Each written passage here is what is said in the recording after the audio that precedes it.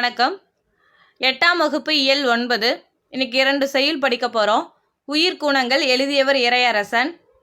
அடுத்ததா இளைய தோழனுக்கு எழுதியவர் மு. மேத்தா. 2 செய்யுள் தான் படிக்க போகிறோம். இங்கே பாருங்க, உயிர்க்குணங்கள் எழுதியவர் இறையரசன். இதில் என்ன இடம் பெற்றிருக்கு அப்படின்னா, மனிதனாக பிறந்த எல்லாருக்குமே நல்ல உயர்ந்த குணங்கள் இருக்க வேண்டும். அந்த குணங்கள் பெறுவதற்காக மார்கழி திங்கள் விடியற் காலையிலே பெண்கள் என்ன பண்ணுவாங்களாம், ஆற்றங்கரையிலே குளித்து இறைவனை வழிபடுவது வழக்கம். இதை பாவை நோன்புன்னு சொல்லுவாங்க. மார்கழி திங்கள் அப்போ இந்த பாவை நோன்பிலே திருமாலை வழிபட பெண்கள் செல்வதை திருப்பாவையாக எழுதியவர் ஆண்டாள். அதுவே சிவபெருமானை வணங்க பெண்கள் செல்வது திருவெம்பாவை அப்படின்னு எழுதியிருக்கிறவர் மாணிக்க வாசகர். இந்த திருப்பாவை ஆண்டாள் எழுதியிருந்தாங்க இல்லையா, அந்த திருப்பாவையை தழுவி கன்னிப்பாவையாக எழுதியவர் யாருன்னா இறையரசன். அதாவது சேசுராசா. இறையரசனுடைய இயற்பெயர் என்னன்னா சேசுராசா. இவர் தான் கன்னிப்பாவை எழுதியிருக்காரு. இந்த கன்னிப்பாவையில் ஒரு பகுதி தான் உயிர்குணங்கள் நம்ம பாடப்பகுதியில் இடம்பெற்றிருக்கிறது. சொல்லும் பொருளும் பாருங்க. நிறை, மேன்மை, பொறை, பொறுமை, பொச்சாப்பு, சோர்வு, மையல், விருப்பம், ஓர்ப்பு, ஆராய்ந்து தெளிதல், அழுக்காறு, பொறாமை, மதம், கொள்கை, இகழ், பகை, மன்னும், நிலை பெற்ற. இதில் நிறை, மேன்மை, பொறை, பொறுமை, மையல், விருப்பம், அழுக்காறு, பொறாமை, இகழ், பகை இதெல்லாம் நீங்கள் கொஞ்சம் தெளிவாக பார்த்துக்கோங்க. சரிங்களா?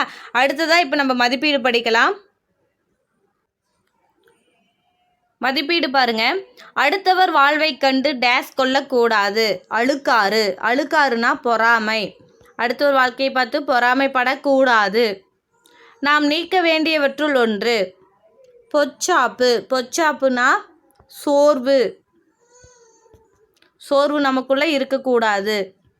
இன்பத் துன்பம் எனும் சொல்லை பிரித்து எழுத கிடைப்பது இன்பம் கூட்டல் துன்பம். Option B. குணங்கள் கூட்டல் எல்லாம் என்பதனை சேர்த்தெழுத கிடைக்கும் சொல் குணங்கள் எல்லாம். Option D. பொறுத்துக்க பாருங்க. நிறை, மேன்மை, பொறை, பொறுமை, மதம், கொள்கை, மையல், விருப்பம். அடுத்த செய்யுள் படிக்கலாம்.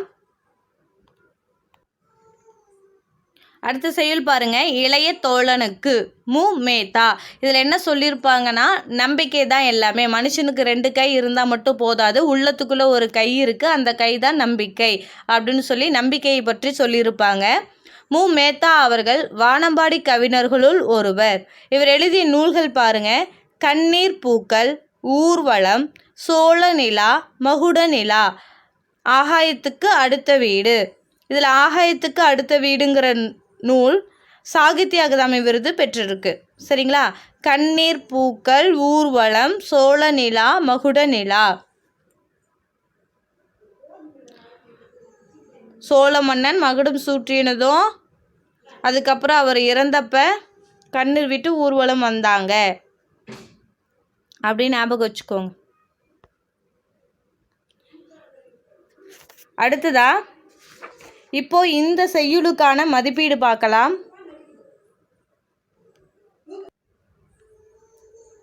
பாருங்க. உன்னுடன் நீயே கை குலுக்கிக் கொள். கவலைகள் கை குழந்தைகள் அல்ல. அப்போ எங்கே போனாலும் கவலைகளை தூக்கிட்டு போவாதீங்க அப்படின்னு சொல்கிறாங்க. விழித்தெழும் எனும் சொல்லை பிரித்தெழுத கிடைப்பது விழித்து கூட்டல் எழும். போவதில்லை எனும் சொல்லை பிரித்தெழுத கிடைப்பது போவது கூட்டல் இல்லை. படுக்கை ஆகிறது எனும் சொல்லை பிரித்தெழுத கிடைப்பது படுக்கை கூட்டல் ஆகிறது. தூக்கி கூட்டல் கொண்டு என்பதனை சேர்த்தெழுத கிடைக்கும் சொல் தூக்கி கொண்டு. விழித்து கூட்டல் எழும் என்பதனை சேர்த்தெழுத கிடைக்கும் சொல் விழித்தெழும்.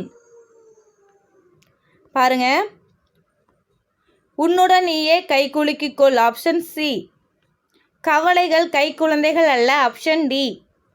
விழித்தெழும் பிரித்தெழுதுக. Option B. விழித்து கூட்டல் எழும். போவதில்லை. Option A. போவது கூட்டல் இல்லை. படுக்கை ஆகிறது. Option D. படுக்கை கூட்டல் ஆகிறது. தூக்கி கூட்டல் கொண்டு. Option C. தூக்கி கொண்டு இக்கு வரணும். விழித்து கூட்டல் எழும் சேர்த்தெழுதுக. Option B. விழித்தெழும். அவ்வளோதான், நம்ம படித்து முடிச்சிட்டோம். உங்களுக்கு பிரயோஜனமாக இருக்கும்னு நினைக்கிறேன். மீண்டும் அடுத்த வகுப்பில் உங்களை சந்திக்கிறேன். நன்றி.